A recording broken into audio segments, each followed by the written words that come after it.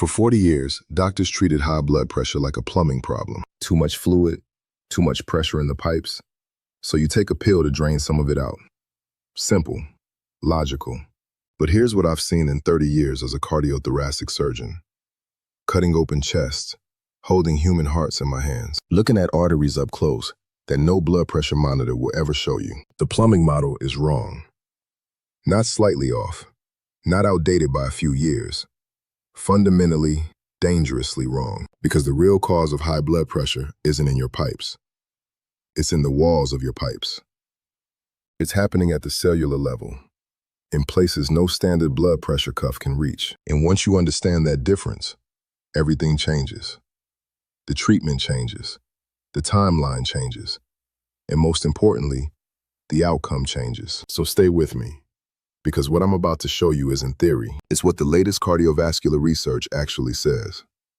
And it's what your doctor may not have had time to explain. The model that medicine has been using since 1970. When your doctor explains high blood pressure, what's the usual story? Too much salt, too much fluid, too much pressure building up in the vessels. Take this pill.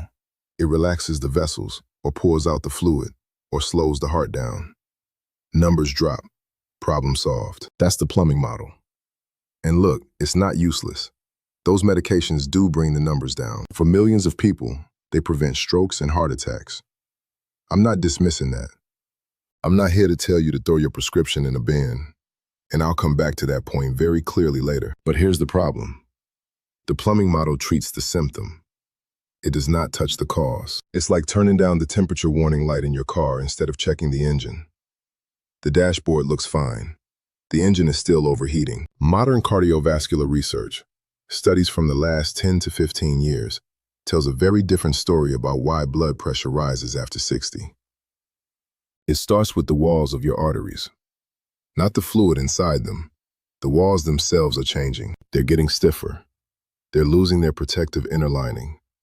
They're collecting calcium deposits. They're producing less of the natural chemicals that keep them relaxed and open. And on top of that, your kidneys are getting a hormonal signal that tells them to hold on to salt, not because you're eating too much of it, but because of something called insulin resistance. 4 separate processes, all happening at the same time, all driving your numbers up, and all of them fixable. That's what we're going to cover today, step by step, with the science behind each one, and practical actions you can start this week. Are you ready? Because this changes how you think about your heart for the rest of your life. Here's something they don't teach in high school biology. Most people have never heard of it, even those managing blood pressure for 20 years. Inside every single blood vessel in your body, there's a microscopic protective layer. It coats the inner walls of your arteries like a thin, invisible gel. Scientists call it the glycocalyx. I call it your body's natural non-stick coating. Think of it like the lining of a good frying pan. When it's intact, nothing sticks. Blood flows smoothly. Your vessel walls stay flexible. Your blood pressure stays controlled. But when that coating gets damaged, and after 60, it very often does, everything changes. The number one enemy of your glycocalyx is blood sugar. Not just diabetic level blood sugar. Even mild spikes, after a bowl of white rice or a glass of orange juice, begin eroding that layer. Research in the journal Circulation found blood glucose above 140 milligrams per deciliter begins degrading the glycocalyx within hours. Not years, hours. The second enemy is oxidative stress. What happens when your cells produce more waste than your body can clean up? Poor sleep, chronic inflammation, processed foods, all of it chips away at this protective layer over time. By the time you're in your 60s and 70s, many people are walking around with a glycocalyx that's been partially eroded for years. The inner walls of their arteries are exposed, rough, inflamed, and that inflammation triggers a pressure response. Your body senses damaged vessel walls and raises pressure to compensate. It's trying to protect you, but the protection becomes the problem. The good news, and there genuinely is good news here, is that the glycocalyx can regenerate. It's not permanent damage. First, stabilize your blood sugar. Cut the refined carbohydrates. Not forever, not obsessively, but consistently. White bread, sugary drinks, packaged snacks. These are the specific triggers. Replace them with whole foods that digest slowly. Second, eat for polyphenols. Compounds found in dark berries, leafy greens, green tea, and extra virgin olive oil. Studies show polyphenols directly support glycocalyx repair by reducing oxidative damage to the vessel walls. Third, consider fucoidan, a compound derived from brown seaweed, one of the most researched natural glycocalyx supporting substances available. Does this sound like a lot? Start with the berries. A handful of blueberries every single morning. That alone is a meaningful first step. I want you to picture something. You're in surgery, and I've been in this exact situation more times than I can count. You open the chest, you reach the aorta, and instead of smooth, flexible tissue, it feels like you're handling something from a skeleton. That's arterial calcification. Calcium, the same mineral that builds your bones, is being deposited inside your artery walls, making them rigid, making them brittle, driving your blood pressure through the roof. Here's what most people don't understand. This isn't caused by eating too much calcium. It's a routing error.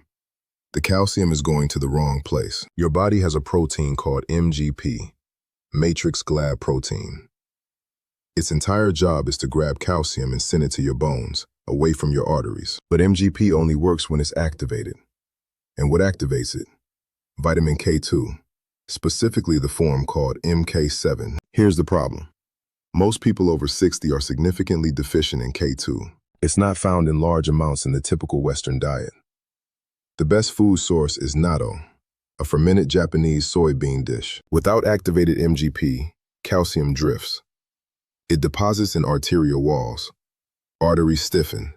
Blood pressure rises. And no blood pressure medication addresses this mechanism at all. The Rotterdam Heart Study, one of the longest-running cardiovascular studies in Europe, showed the highest K2 intake correlated with significantly lower rates of arterial calcification. Not K1, which is the common form in leafy greens. K2 specifically. The difference matters enormously. Now here's where it gets interesting.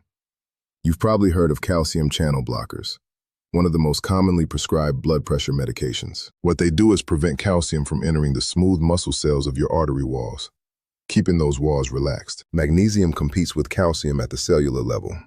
It keeps your artery walls from contracting too tightly. A meta-analysis of over 30 clinical trials showed magnesium supplementation produces a meaningful reduction in both systolic and diastolic blood pressure. And who's deficient in magnesium? Studies suggest up to 70% of adults over 60. 70%. The best dietary sources are pumpkin seeds, dark chocolate, spinach, and almonds. So here's the combination.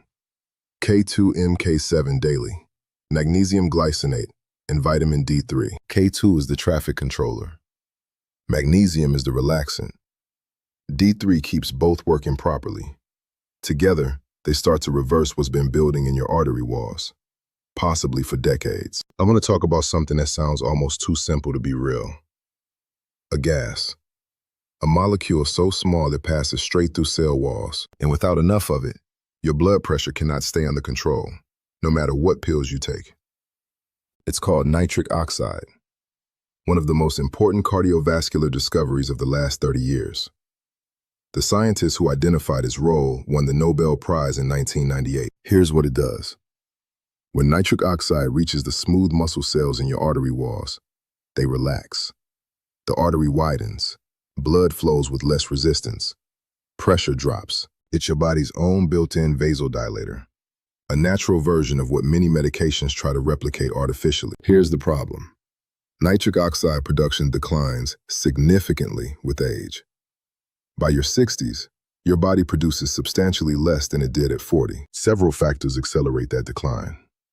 Antibacterial mouthwash twice daily, chronic mouth breathing, low physical activity, and a diet low in nitrate-rich vegetables. Yes, I said mouthwash. Certain antibacterial mouthwashes kill the oral bacteria that convert dietary nitrates into nitric oxide. Something as routine as morning hygiene can suppress a key cardiovascular molecule. This is the one that surprises people most, and I love it because it requires no gym, no equipment, and no special fitness level whatsoever. It's called isometric hand grip exercise. Squeeze a hand grip device or a rolled-up towel at about 30% of your maximum effort. Not hard, just firm. Hold for 2 minutes. Rest for 2 minutes. Repeat 4 times. 3 to 4 sessions per week. That's it. A review in the Journal of the American Heart Association found an average reduction of around 10 points in systolic blood pressure from squeezing a grip. For seniors with limited mobility, this is particularly powerful. You sit in your chair and squeeze. That's the entire protocol. The second piece, breathe through your nose. Your nasal passages are lined with tissue that produces nitric oxide. Every breath through your nose delivers a measurable boost. Studies show nasal breathing increases circulating nitric oxide by up to 400% compared to mouth breathing. 400% from switching how you breathe. Eat your greens, beetroot, spinach, arugula, celery, the highest dietary sources of nitrates, which your body converts into nitric oxide. A daily glass of beetroot juice has shown real results in trials. Let me paint you a picture.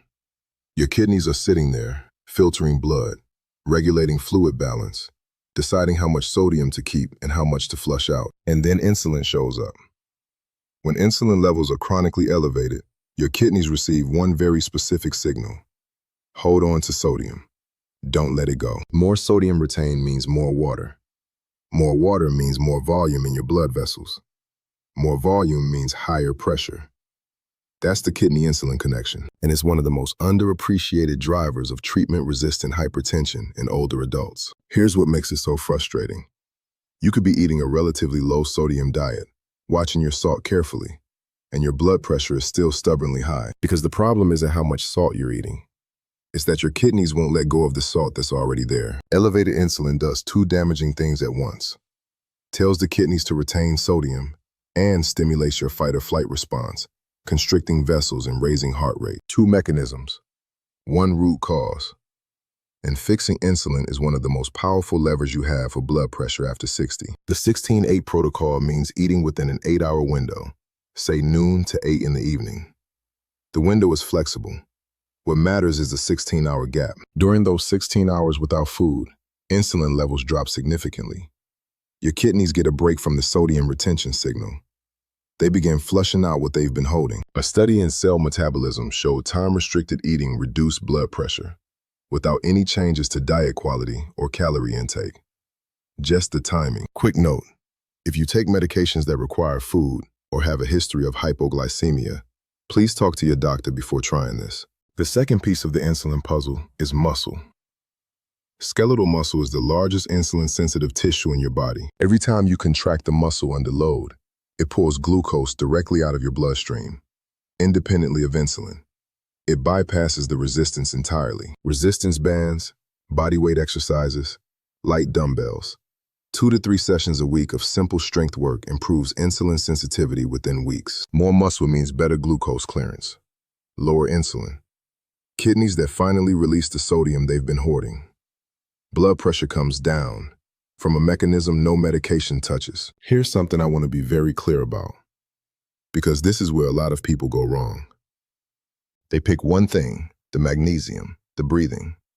Try it for 2 weeks, notice nothing dramatic, and conclude it doesn't work. These 4 steps are not independent hacks. They are interconnected biological mechanisms that reinforce each other. When the glycocalyx is damaged, inflammation rises. Inflammation accelerates calcification. Stiff arteries produce less nitric oxide. Less nitric oxide worsens insulin resistance. And so it cycles back. Fix one piece, and you help all the others. The whole system shifts together. Nitric oxide responds quickly. Within days to weeks of isometric exercise and nasal breathing, many people notice a measurable difference. Magnesium and insulin changes take 2 to 4 weeks. Glycocalyx regeneration and calcification reversal, 3 to 6 months of consistent effort. This is not a 7-day fix. It is a genuine biological repair process. Give your body the same courtesy you'd give any serious healing. You didn't develop hypertension overnight. I have to address this directly, because if I don't, someone watching this will make a dangerous decision. Do not stop your blood pressure medication. Not tomorrow, not next week, not because you feel better after trying these steps. I am a surgeon. I have seen what an uncontrolled hypertensive crisis does to a brain, to a heart, to a kidney. It is not something you want to experience. Your medication is keeping a very important safety net in place, while your body does the deeper work of healing. These 4 steps address the root causes, so that over time, as those causes are corrected, your numbers genuinely improve, at which point your doctor may, with careful monitoring, be able to reduce your medication. Some people get there. Every case is individual, but that conversation happens with your physician. Armed with your blood pressure log, your blood work, your symptom history. Not based on a video. Bring this to your doctor. Ask about K2M, K7, and magnesium, whether they're appropriate given your current medications. Ask about isometric exercise and time-restricted eating. You are not a passive recipient of a prescription. You are an active participant in your own cardiovascular health. The more informed you are, the better the outcome. I want to leave you with one image. Imagine 2 arteries side by side. Same age, same blood pressure reading, same diagnosis on paper. But inside, completely different. The first artery is rigid, its inner walls rough and inflamed. The glycocalyx nearly gone.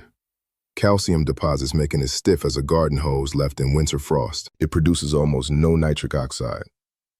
The medication keeping its pressure down is doing nothing to change what's actually happening inside those walls. The second artery, same starting point, has been given different inputs for 6 months. Glycocalyx regenerating, calcium routing corrected, nitric oxide restored, kidneys finally releasing sodium freely. Same diagnosis, completely different biological reality. The damage I see in the operating theater is almost never sudden.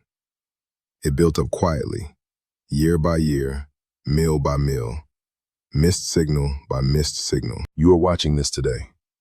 That means you still have time. The signals your body is sending haven't been missed permanently. 4 mechanisms, 4 entry points, 1 coherent protocol, and a body that, given the right conditions, wants to heal. That is cardiovascular physiology, not false hope. Let's bring it all together. 4 root causes of hypertension after 60. 4 steps to address them. Here is what to take with you today. Step 1. Rebuild your glycocalyx. Cut refined carbohydrates. Add polyphenol-rich foods every day. Dark berries, leafy greens, olive oil. That's your starting point. Step 2. Stop the calcium going to the wrong place. K2M, K7, magnesium glycinate, and vitamin D3. Working together to restore flexibility to your artery walls. Step 3. Restore your nitric oxide. Isometric hand grip exercise 3 times a week. Breathe through your nose. Eat your beetroot and spinach. Step 4. Break the kidney insulin trap. Time-restricted eating within an 8-hour window.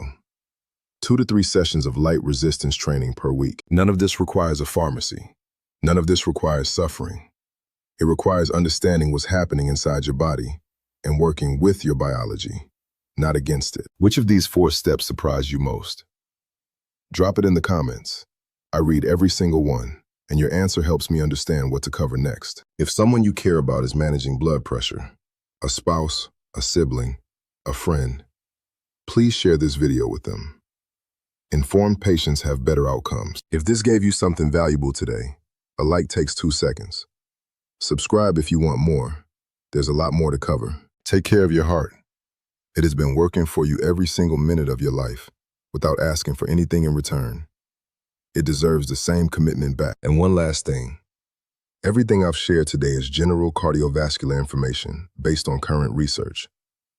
It is not a substitute for personalized medical advice. Your situation is unique. Your medications interact with your biology in specific ways. Before making any changes to your treatment plan, please have that conversation with your own physician. That's not a disclaimer. That's just good medicine.